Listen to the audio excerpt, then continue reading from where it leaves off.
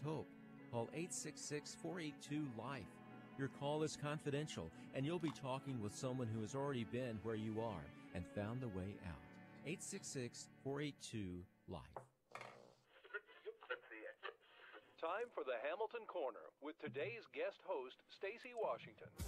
Darkness is not an affirmative force. It simply reoccupies the space vacated by the light.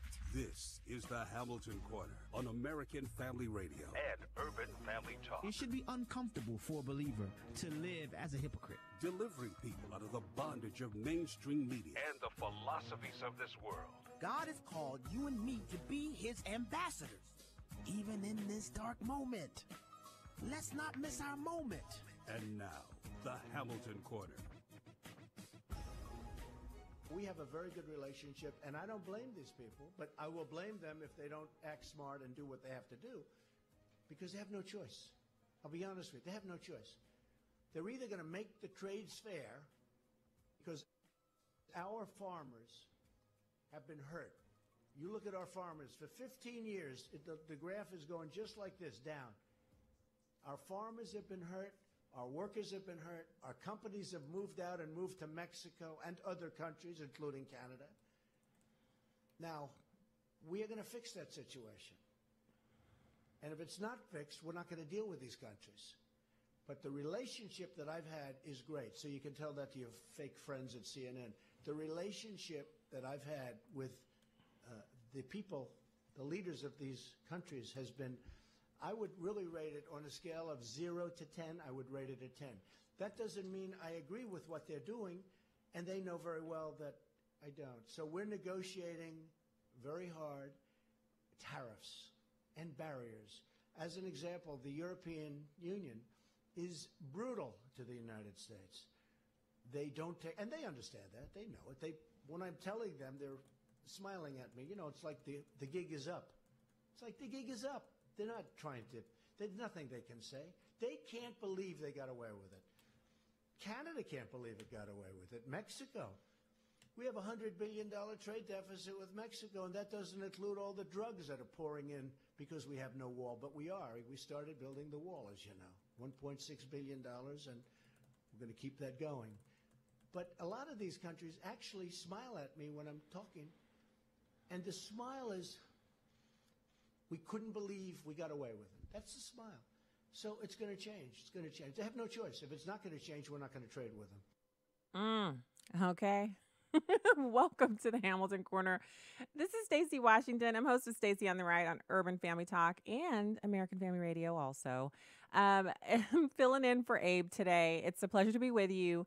And how about that to start the weekend off? If you missed the president's press conference where he came in like a boss, he didn't have any extra feelings available for this business interaction. He went in as if he was going into a negotiation, and I found it refreshing. I think it was at the end of the G7 summit when he was preparing to board Air Force One and fly over to Singapore, his very best press conference that he's ever given as president. And I dare say even when he was on the presidential campaign trail, and he gave some pretty epic press conferences back then, this one to me was his very best effort. And I think it was because he was fully within his wheelhouse and he was experiencing the fruits of a lot of really difficult, hard labor that he and the Trump administration put in leading up to this moment. 500 plus days of working really hard to implement the things that he promised on the campaign trail, like a reduction in the business tax reform package for hardworking Americans, and the implementation of a strategy that really unleashed the engine of the American economy, bringing us to near full employment. This is something that it was said he couldn't do it. On my show, I played an audio montage, like a mashup of Barack Obama, Hillary Clinton, Nancy Pelosi, and others saying that jobs that left this country were never coming back. Manufacturing, that's gone for good. That's never coming back. There's just certain things you can't fix. There are certain things you cannot do.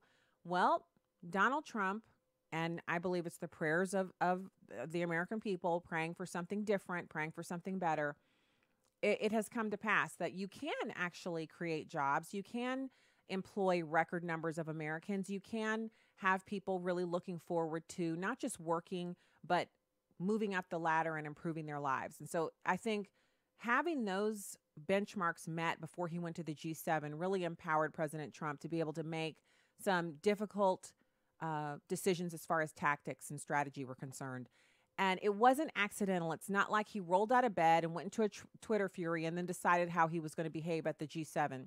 This has been long planned, and the execution of it, I thought, was pretty flawless because he left the G7 with the other world leaders so flustered that they had to have press conferences and head to Twitter to try to kind of beat him down behind his back while he was on Air Force One flying to Singapore. And even that didn't work. Justin Trudeau has actually made himself appear quite weak internationally to other world leaders because Canada enjoys such an amazing business relationship with the United States. A 270% tax on our dairy products sounds like a pretty good deal to me. The fact that it's over now doesn't mean that the relationship is damaged. It just means that there's a change in the dynamic. I also believe that other presidents, President Obama, President Bush, President Clinton even, they have to be looking at themselves and kind of kicking themselves and saying, I could have improved this. Maybe I couldn't have fixed it completely, but I definitely could have changed things with these countries so that now the United States wouldn't be trying to negotiate back from a 270% tariff on dairy. It seems like we could have gotten that reduced over the years, reduce it by 10% every year. It would have gotten us at least down into, 100% tax on dairy. We could have gotten us out of the 200 and that's just ridiculous. So we didn't see that. And now we're seeing it, and it's not accidental. It's an intentional policy by this president, an attempt by him to make sure that we have absolutely the best environment for our people. And that means, it doesn't mean that other countries have to be disadvantaged. It means that our negotiation tactics have to put our needs first. And then at the end of the day, whatever we come up with is bound to be more beneficial for our people. So here today on the show, we're going to talk a little bit more about taxation because it was just funny to me. I honestly had the giggles when I heard that Seattle was planning a head tax to try to tax businesses that have large numbers of employees in their city to try to take care of their homeless problem. So we're going to talk about that. We're going to get into Bill Maher of HBO, a man who he should not have a job, wishing that the economy would crash so that we can get rid of Donald Trump. And then finally, we have this North Korean defector. It's audio of her doing an interview talking about the arduous process that she had to go through 2 years to get out of North Korea. And now she's in America and she's married and she has a family, but she experienced some harrowing, just awful things that she had to go through in order to get away from North Korea. And then I have a morning consult poll of Americans trying to take the temperature of how people feel about what's happening in North Korea with the president and the likelihood that it will go well. And I have some personal commentary on that. I think it's going to be a really, really good meeting, not because I have an expected outcome or I know what's going to happen, but because of, again, the shift in the dynamic and what I've been terming the burgeoning. It's something that is kind of being slowly unfurled before us, Trump doctrine, as it pertains to our dealings with, foreign leaders. It's something that he has systematically begun to roll out, and it's taking shape. It has a form now, and I believe that we're seeing the manifestation of years, decades really, of private thought by Donald Trump that are now coming to the fore as he really fully takes command of his role as commander-in-chief and really head negotiator for our country. So let's talk about the Seattle head tax. So if you are just tuning into the show, I'm Stacey Washington, host of Stacey on the Right. I'm also the co-chair of Project 21, National Center's National Advisory Council. And I'm filling in for Abraham Hamilton III today. Glad to be with you. And right now we're discussing the Seattle tax that was proposed to basically get businesses to pay their fair share, as it was, for the homeless problem in Seattle. So you've got Seattle city leaders, and they're basically the mayor, Jenny Durkin, and seven of the 9 council members. they're basically rescinding this new tax that they were going to implement, and it was going to garner them. They said, if your business makes at least $20 million in gross revenues, we're going to charge you about $275 per full-time worker each year. The head tax that was proposed and then passed by the city council and approved by the mayor would have raised about $48 million a year for housing and homeless services. So that sounds fantastic, right? I mean, who cares? $275 a head. Amazon can pay that. But Amazon said, I don't think so. If you do that, we will not only stop construction on our new building that we because they actually have a building under construction in Seattle. We'll move HQ1 out of Seattle. That's what they said. So they told the Seattle City Council this before they passed the resolution, and they passed it anyway. They were kind of like, yeah, that's what you say you're going to do, but what will you really do? Well, what they really did was they stopped construction on the new building. They drew it to a halt because Amazon is not going to play around. $275 a head. I believe they have 55,000 employees in Seattle. So the response from them is they issued a statement saying, we heard you. They're going to consider new legislation this week. They've called a special meeting for Tuesday, and whatever measure is brought to basically rescind the new tax will need 5 votes to pass. And this is just days before a deadline, which is coming up this Thursday, for a campaign that was stood up immediately. A campaign was initiated to overturn the tax. They wanted to turn the tax proposal that was signed into law by the city council into a referendum on the November ballot. So imagine, you've got Seattle. It's a hugely liberal, like a bastion of liberalism. They would have this anti-tax measure galvanizing conservatives, low-tax people, anybody in the vicinity that's a voter who doesn't like high taxes would be galvanized to come out. And they would be alongside all of the workers for Amazon who would be in unison voting to overturn this tax. Rather than have that, because that would make November really uncomfortable for them, they decided to get rid of it. This is what happens when business owners and employees and taxpaying Americans realize that something bad is happening in their city council and they take action. So it's a lesson for all of us. When we talk about the federal level, sure, there's a lot going on at the federal level. There's a lot.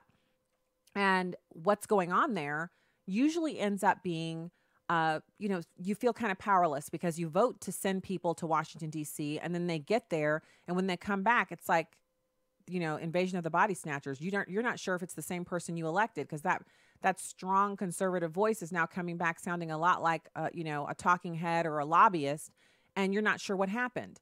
But on the local level, these people still live in the same house they lived in when they were elected. They still live in the neighborhood. You can still bump into them at the Walgreens or the CVS.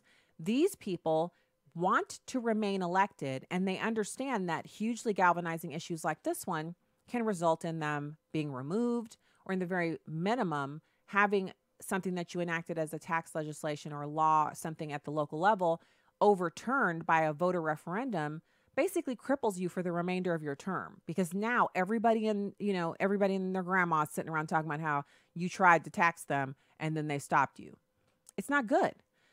So you have Amazon and other businesses who sharply criticize the tax. And as I mentioned, they had temporarily halted construction planning on the new high-rise building near the Seattle headquarters just to kind of send a message.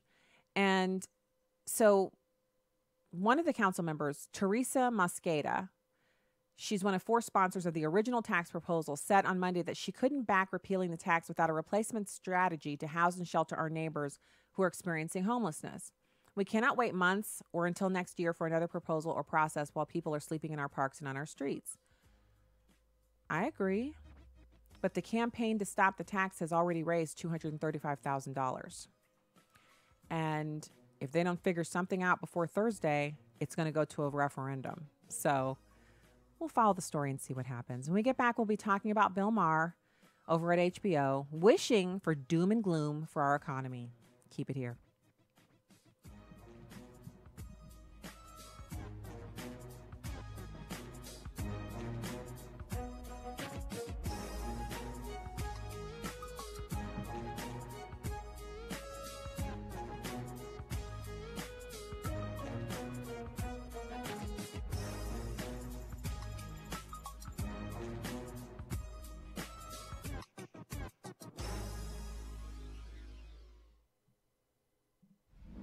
When courage becomes criminal. Hi, I'm Matt Staver with Freedom's Call. Sandra Maher is known for her part in recording videos exposing Planned Parenthood's willingness to sell aborted babies. Now she continues to stand for her convictions, but this time in court.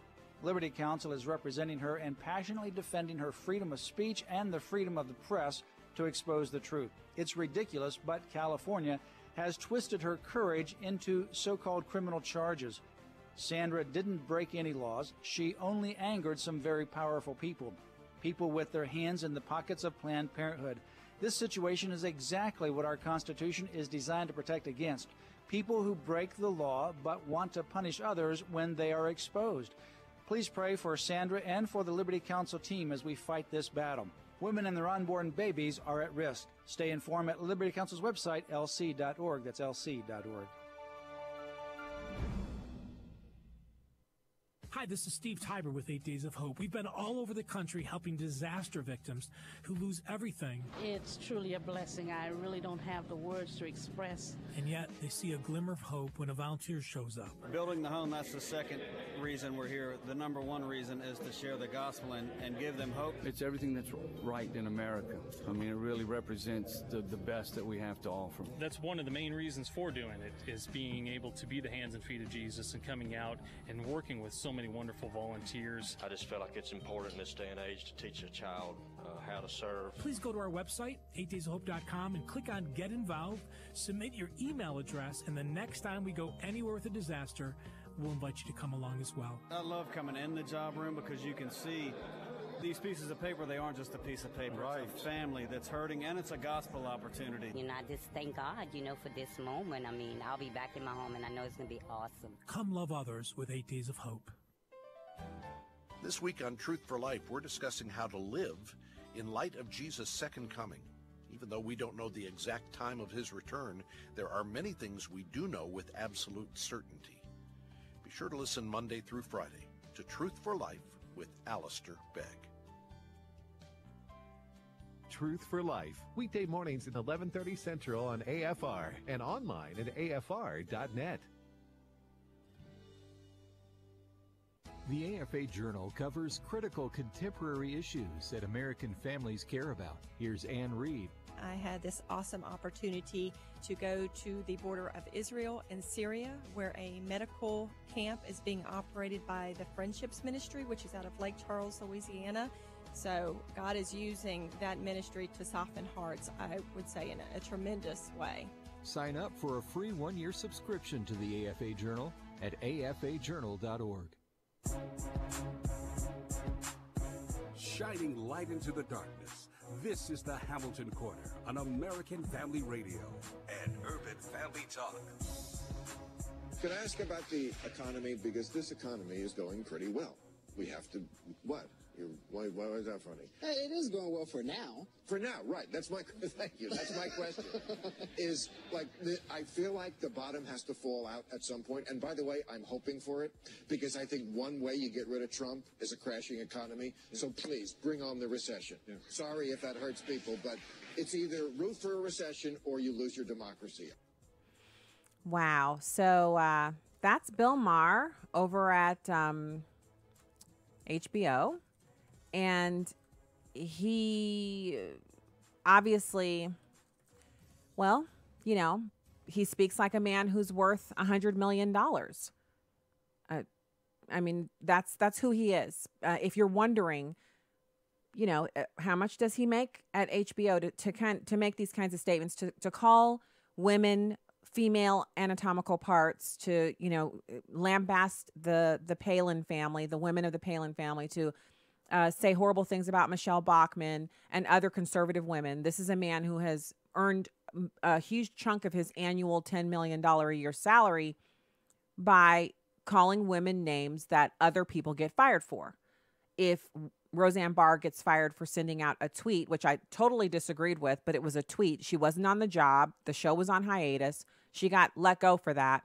How is Bill Maher still employed when he has used the N-word on the air, live on his show numerous times, and other words? Now, on HBO, they don't have a prohibition on profanity and vulgarity. It's paid cable premium television, premium being kind of an oxymoron here, and he doesn't get in trouble for it. But here he is calling for millions of Americans who have just found their way out of what is arguably the worst situation you can find yourself in, barring being physically ill, having a health issue. If you're healthy, the worst situation you can be in is to have a family that you need to feed and house and clothe and keep cool in the summer and warm in the winter, and lose your job. So for the economy to be doing as well as it is, and for Americans, people are literally out shopping so hard, you can't get in places. Like sometimes where was I? I was at a restaurant on our way back from picking something up at the store, me and our daughter. And I said, I'm just going to swing by here and pick up some barbecue instead of cooking when I get home. Pull into the restaurant, go inside, and the line is wrapped all the way around the building. I kind of guesstimated that I'd be there for 45 minutes, and by the time I got to the front, they might be out of barbecue. So I just went home and cooked. And this is happening more and more often. We've stopped going to brunch on Sundays.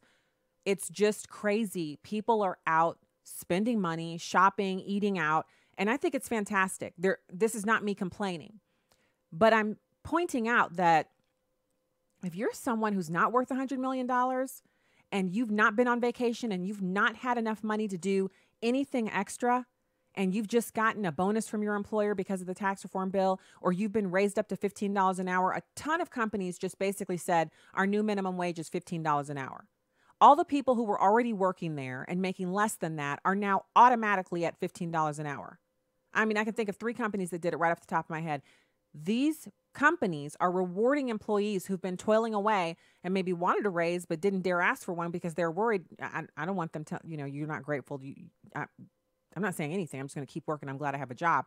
Now they have a job and they also have a bonus and they also have $15 an hour, which means some other employees not in the announcement also got raises, because if you were making $15 an hour and everybody below you now makes $15, that means you're probably getting a raise too.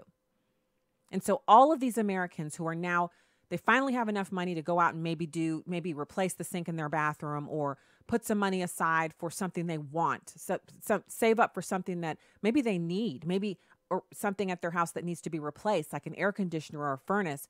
There's just a never-ending list of things that have to be done. And Bill Maher, who's worth $100 million, wealth like that means he's on another level. For people who you hesitate to spend $200 to Bill Maher with a net worth of $100 million is like $2. It's just nothing to him. So he doesn't care if you've gotten a bonus or if you have, expanded work opportunities, or if you're now able to take that class at night. So that $15 an hour job, in 2 years, you're going to be qualified to go for that $25 an hour job. I mean, the possibilities are endless. And if families are sitting around at home and the mom and the dad are in the kitchen and they're now thinking, you know what? If things keep going like this, Lord willing, we can actually get out of this apartment and get into a house. This is how much money we need to save. Now it's within reach because we were paycheck to paycheck, but now we've got a little bit of cushion. For families like that, this has to be one of the most insulting things he could say. Actually, more insulting than calling a woman female anatomy. And the reason I say that is because if you're a conservative and you're a woman and you're in politics, you've already been called that a million times. You've already seen it in your email box. You've already experienced that. So you know when you hear that, it's coming out of the mouth of someone who is uninformed and lacks the ability to argue coherently because they've resorted to name calling. So you can dismiss that. But for him to say, because he sits on a pile of $100 million, that everyone else should have to suffer, because when he talks about a recession, that doesn't include him. Even if he was let go from HBO with a net worth of $100 million and his age, he doesn't ever have to work again. The reason is because $100 million is way more than you need to live comfortably. Even in high, expensive California, he could move anywhere in the country, buy a place for cash, and still have gobs of money left over on which to live for the rest of his life. Recession, if we went into a depression, he could simply get on a private plane and move to another country that's not experiencing a depression, and he would not be hurt. Money like that insulates you from the economic circumstances that other people lay awake at night dreading. And that is what makes his statement so much worse than, say, some person calling you, a name in your Twitter account or your direct messages or something like that. And I'm not excusing that, but I want it to be put into perspective. And when he said it, you heard there wasn't a lot of applause there. Some people, tried to whoop it up and make it sound as if it was good. The people on the panel with him, they kind of just, it's as if they're saying, yeah, it is what has to happen. But again, if you're paid by CNN to work on television, you are also likely not to be as negatively impacted as a family living at the median income here in the United States. Family of four, the median income in the United States is $56,000 a year. $56,000 a year sounds like a pretty nice chunk of change, but that also depends on where in the country you're living. It's a great living if you're living in Mississippi or Missouri, someplace like that. If you're living on the East Coast or the West Coast, you're basically, you don't have enough money to live on. Cost of living is too high. Your quality of life is extraordinarily low. And all of that pales in comparison to someone who he's built his career as a stand-up comedian starting in the 70s. Stand-up comedian, just pushing out as much profanity and degrading material as he possibly could. And over the years, instead of just being on, the comedy circuit, he made it onto David Letterman, and then he hosted the show Politically Incorrect, which it was a show about how offensive he could be every episode, more offensive than the episode before. And then he made a controversial remark related to September 11th, and Politically Incorrect was canceled. That was back in 2002. So then he did a bunch of radio and TV shows to discuss his remarks, and ultimately, a year later, he was hired by HBO to host a new show called Real Time with Bill Maher. He periodically contributes to Huffington Post, and he still actively tours as a stand-up comedian. Now, he's 62 years old. He also gets to screenwrite and produce films, and he's been in movies. He holds the record for the most Emmy losses. He's been nominated 22 times, 11 times for Politically Incorrect. And I'm not going to go into his personal relationships. And then he also has a significant investment in the New York Mets, which apparently he owns about 4%, that he paid about $20 million for in 2012. Of course, today the Mets are worth around $2 billion. They're worth $2 billion, the team. So his 4% stake is worth $80 million. So that's how you get that $100 million net worth. Part of it is his ownership in the Mets. And so it's, you can hold whatever opinions you want, but to actively call for a recession just because you hate Donald Trump really shows a level of malice that, again, how does he still have a show? And so it really comes down to us. If enough Americans said, I won't watch HBO, I don't care anything about Game of Thrones, I'm not going to watch HBO if Bill Maher's on there. And the reason is because of his foul, degrading, unacceptably un-American language. And this isn't about the First Amendment. The First Amendment protects you from the government limiting your speech or preventing you from freely assembling. Private sector communications are governed by the employer-employee relationship and the contract. As we've seen, ABC didn't hesitate to fire Roseanne Barr for comments she made in private, and TBS didn't hesitate to keep Samantha Bee on for comments she made on the air on a pre-recorded show that was scripted by producers, that she shot in front of a studio audience, pre-recorded, that was then edited, packaged, edited again, final packaged, commercials inserted, and loaded into their network for airing at a later time during her regularly scheduled time slot. and she said what she said, and she still has a job. So the answer here is, we can discuss how absolutely unacceptable his comments are until the cows come home, or we can discuss it and then decide this is not something I want to support with my money. And I know what you're thinking. Well, then what can I support? That means I can't buy anything. I can't shop anywhere. It doesn't mean you can't buy anything. And it doesn't mean you can't shop anywhere. It doesn't mean there's nothing on TV you can watch. But it does mean that at some point we have to say, okay, that's too far.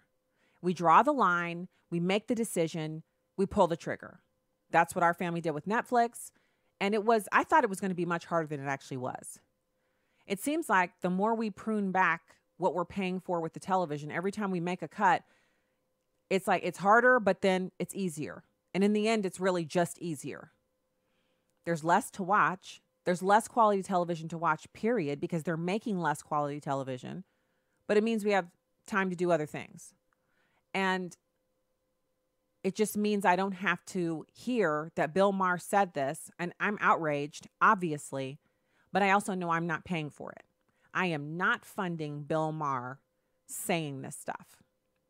So, I mean, you can look at the advertisers. We could, Google who are Bill Maher's advertisers on Politically Incorrect. And you could say, I'm not going to buy their products. You could send a letter. You could send a tweet. You can do all that stuff.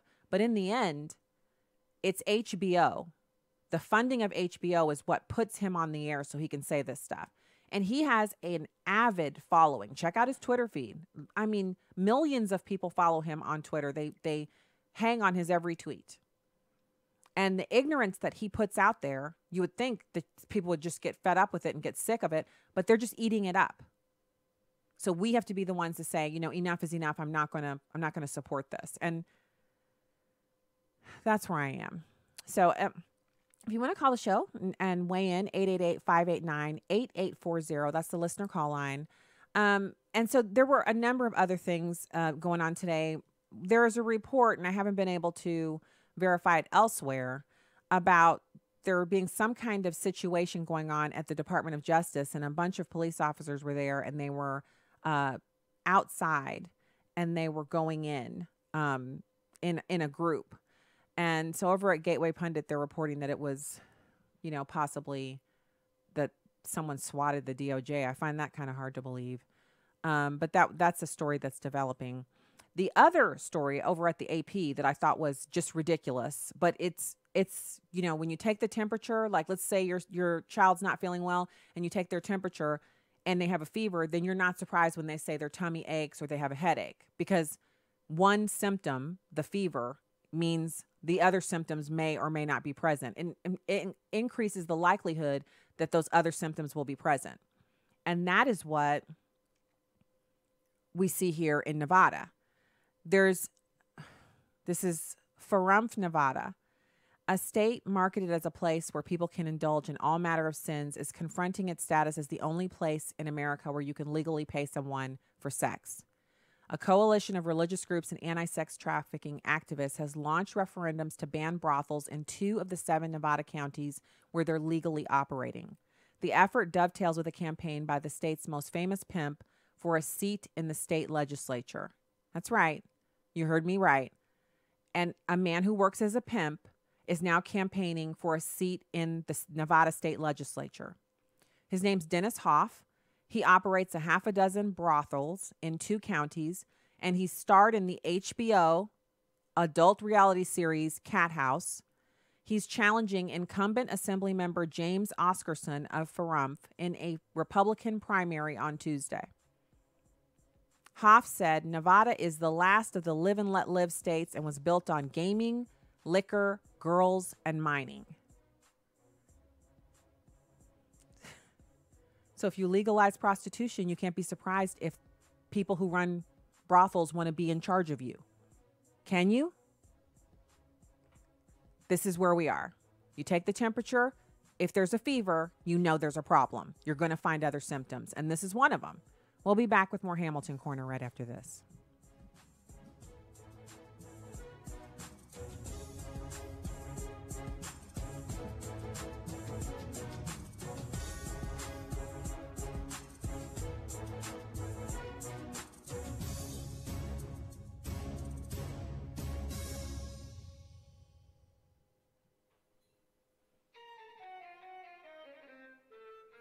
Hello, everyone. I'm Tim Wildman, president of American Family Association and American Family Radio.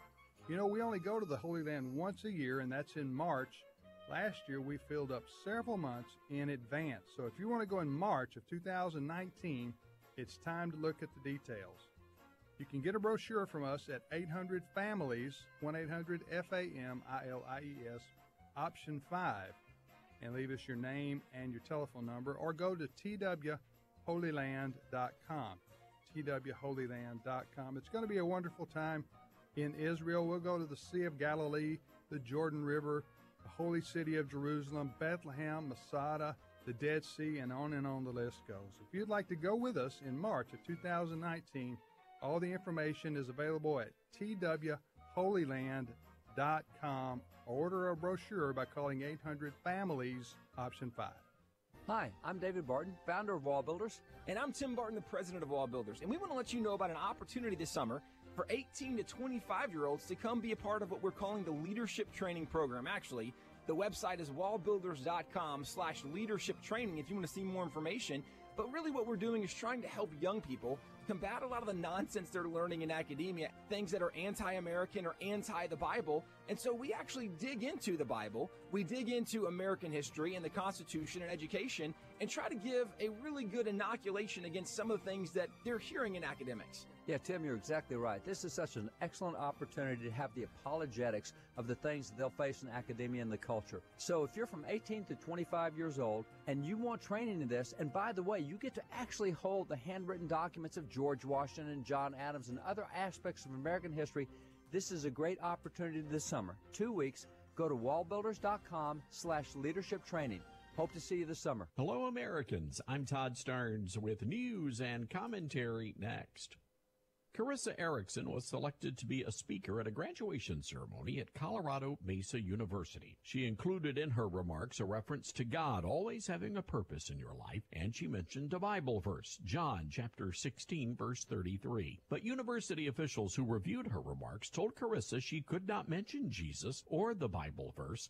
Religious language would not be tolerated. That's what their email said, warning there would be repercussions if she ignored their orders. So Carissa contacted Alliance Defending Freedom, a law firm that specializes in religious liberty cases. They told the university the First Amendment protects Carissa's speech. She has a constitutional right to mention her faith.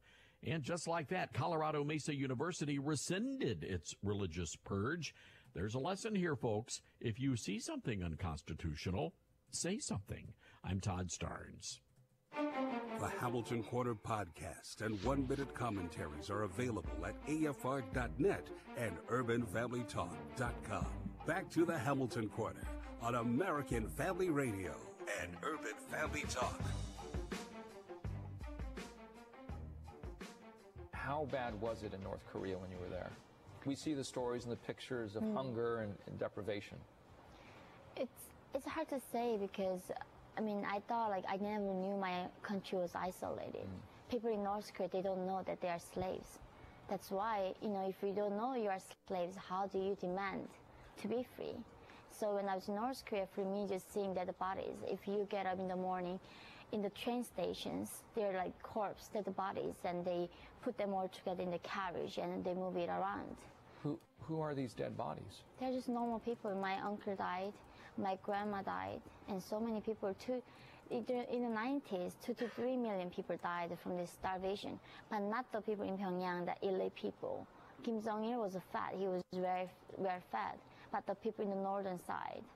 And because North Korea using the starvation as a tool to control people, even though they can feed their entire population, but Kim Jong-un choose not to feed his own people. So she's talking about Kim Jong-un. She's a North Korean defector. And in other parts of the interview, she talks about how she would lay up at night hungry, and she could see the lights in China. And she said, if they have electricity at night, they probably have food. If I could get there, I could eat too. And so she and her mom actually made the trip. And it only took 1 day to cross the desert, but it was like, you know, really, really cold. They just had the clothes on their bodies, no suitcases, no gloves, no hats. And after they did that, they were sex trafficked, and they had a bunch of other really just horrifying experiences. But at the end of that 2 years, because she was forced to marry a Chinese farmer, she was forced to live and work for him and a bunch of other stuff. Then she finally was able to make it out and down to South Korea and then to the United States. And so hers is a story of success, but it's also a cautionary tale. And as we look towards the summit, the president of the United States meeting with Kim Jong-un, and he has really set the table for us. President Trump has in his statements. He says, he's been asked repeatedly, what do you expect? He said he expects to meet this man and know within the first minute whether or not he likes him. And he expects to know within the first 5 minutes or so whether or not they'll be able to come to an understanding. But that the goal of the first meeting that they're going to have, where they sit down alone for 2 hours with just the translators, is for them to spend the time talking to each other and establishing a baseline for their communications. And so I've heard some comments, seen some comments on the news over the past couple of days. Well, he's unprepared. I don't think so. You can find video of Donald Trump doing interviews with Chris Wallace and others from 25 years ago, talking about America's relationship with North Korea. More than that, I think it's kind of crazy for the news media to think that Donald Trump would come out and talk about all of the time he's spent poring over information about North Korea, all of the surveillance video and satellite imagery he's viewed, all of the briefings he's had on the state of North Korea's economy and their people, the propaganda that North Korea puts out to their people about Americans. If you think Donald Trump's going to sit around and talk about all the preparation he's done so that that information can be transmitted to Kim Jong-un, you just don't understand how this game is played. Now, in addition to that, I learned this morning, I was listening to an interview by Jay Carafano of the Heritage Foundation. He's a foreign policy expert, a veteran. He was an officer in the Army, I believe. He was explaining that this 2-hour meeting sounds like an eternity to us. I mean, when have you ever met someone for the very first time and sat down with them for 2 hours straight? Well, 2 hours with 2 translators is really 1 hour, because everything that is said by either one of them has to be translated for the other one to listen to. So everything is said twice. So cut that in half. Now they're really going to be sitting down with each other for an hour. And it's going to be some pleasantries, some kind of introductory stuff. And then there's going to be, what you said you wanted to meet. What goals do you have? Things like that. They have to have some kind of initial sizing up of each other in order to move forward. So for people who are actually sitting around waiting for there to be some announcement tomorrow about, when they've signed an agreement, you don't get to a bilateral treaty between 2 nations in 2 hours. You don't get to it in 2 days. They're not going to get to it in 2 weeks. The history between North Korea and the United States is extraordinarily complicated. I was just learning today about we have a Navy vessel that was shot at and confiscated in the waters off of North Korea. And they actually took control of that vessel, and they've kept it and turned it into a museum. They kept our sailors for 11 months and tortured them and beat them before releasing them back to us. And 11 of our Navy personnel were killed. 11 were injured and 1 was killed in the initial skirmish when they fired on the vessel. So Greta Van Susteren and others are tweeting about the fact that they want the Navy vessel back, and that would be a great way for Kim Jong-un to demonstrate his desire to have a relationship with the United States. And as if that's everything, it's not. It's the human rights abuses by North Korea, and the fact that, as that North Korean defector just shared, they have enough food to feed their people, but they choose not to because the people aren't actually citizens, they're slaves. And their master is Kim Jong-un. So I've also seen some stories about people really getting into the weeds on whether or not he will share exactly how many nuclear warheads they have and what kind of capabilities they legitimately have or expect to obtain shortly. Why would anyone trust anything that Kim Jong-un has to say about what they have or do not have? The most reliable source of information on that is our own signal intelligence and our satellite imagery. Really, it is, because how can you trust anything that he says? And this is our initial, stab at diplomacy with this guy. So I think it's important for us to have this meeting. I do think, whether you like it or not, it's the decision that the president has made is to move forward with this. And I do think that if you step back away from it for a second and don't take it as an emotional exercise, he's legitimizing a leader. I don't think that's it at all. I think it's more about Donald Trump really sees a lot of power in leaders who are able to substantially change the lives of the people that they govern. And that's why so much of the effort that he's made thus far as president has been geared towards controlling the border and improving the economy.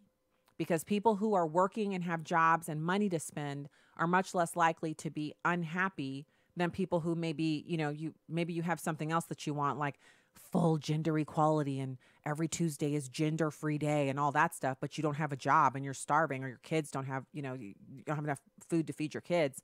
You're not going to care what day is gender-free day. You're not going to care about that. So with this guy, with Kim Jong-un being a dictator, there is something to be said for offering a dictator the ability to offer his people something that they've not yet experienced: prosperity, the ability to bring his company into his country into the modern age, to be able to have rapid advancement and entrance into regular international society for North Korea. It's a good thing. It would be a good thing for him. So there's a lot to it. There's a lot that can be said for it, and I just think there's an opportunity there. And if it doesn't pan out, we're none the worse for wear, because we still have our sanctions in place and we still have all the same capabilities we had before. But at the very minimum, we haven't had any more rocket tests, and that's really good for America and for Singapore and Japan and South Korea, our allies in the region. Let's go to the phones. We've got Tyrone from Oklahoma. Thanks for calling the Hamilton Corner. Thank you. Sure. And I just want to make a comment about Bill Maher. He talked about protecting the democracy, but what about at the expense of the economy? And I can't believe that one person hates one person so much that he will sacrifice a whole country. But also, it seems to be that there are camps of hatred, and I'm an older person, and I've been a information obsessive, information junkie ever since as long as I can remember. And a lot of the news I hear on stations, they seem to forget, and I can't understand they research. But to make a long story short, when Clinton was in office and Dr. Doctrine, which I love very much, was on Focus of the Family, he made a similar statement. He said that things was going too well. Wall Street was always ringing the bell at the end of the deal, and he said he wished a crisis would come to the United States to move people back to God. So it should be on tape. I don't know where it is, but I remember. But both people are we're in such slow camp, and even though the enemy, when our enemy does well, we should rejoice, especially if they're benefiting. We're not to pray for someone to fail just because we don't like them. If they're doing a good job, we should pray for them and rejoice in their well-being. That's all I had to say. Thank you. Thank you for your comment. And I have to agree with you. I respect Dr. Dobson greatly, and we have a number of his books here in our house, and I've actually interviewed him on my radio show. But I do remember him making that statement, and I do remember feeling it felt like a little stab to the heart, because in the Bible, many, many different people groups have been drawn closer to God through adversity, but that is not a requirement for us to draw close to God. It's a choice that we can make, a decision we can make, and we should definitely work hard to draw close to him without being forced to do so through our circumstances. So I totally agree with you. And I feel that way. I felt that the disrespect that was shown to President Obama at a certain quarters of the Republican Party was unacceptable. It was unbefitting the office that President Obama held. I disagreed greatly with President Obama. I still do. I saw only value really that he had for me that was a true point of compliment for him was his relationship with his wife and daughters. Seems to be a very loving husband and father, and I always commended him for that.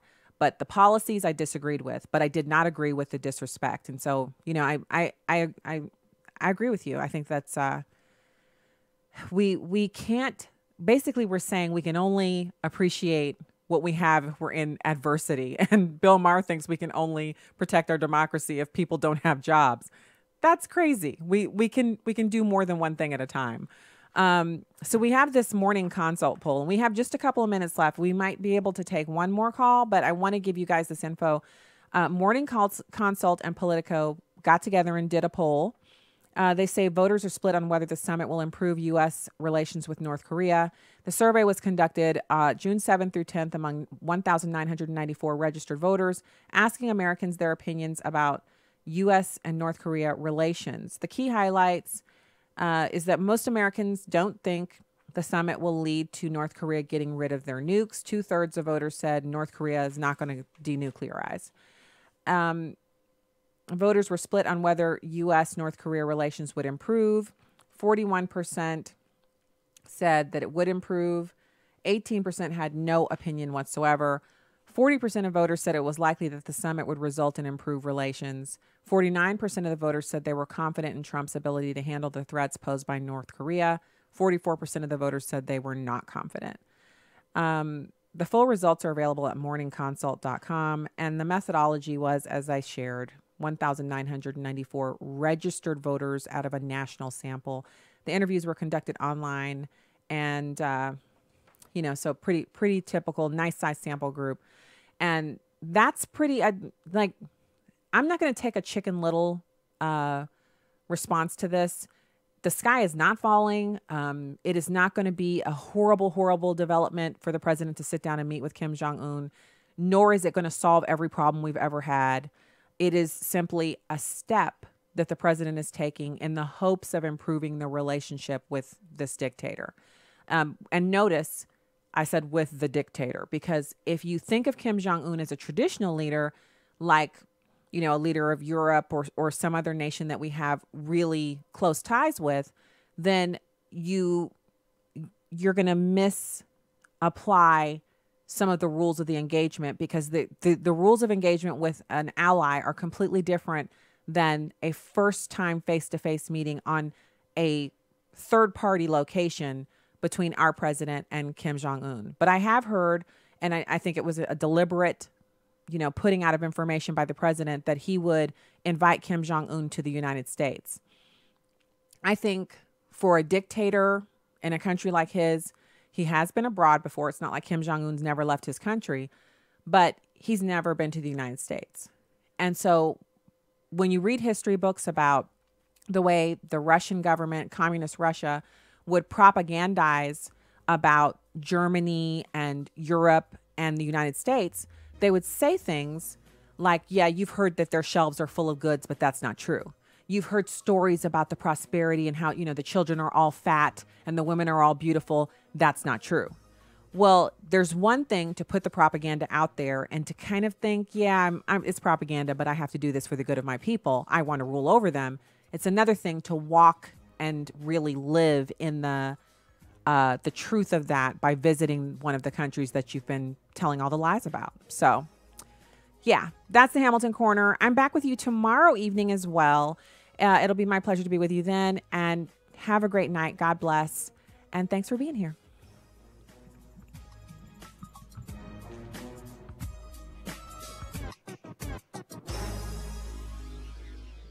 The views and opinions expressed in this broadcast do not necessarily reflect those of the American Family Association or American Family Radio.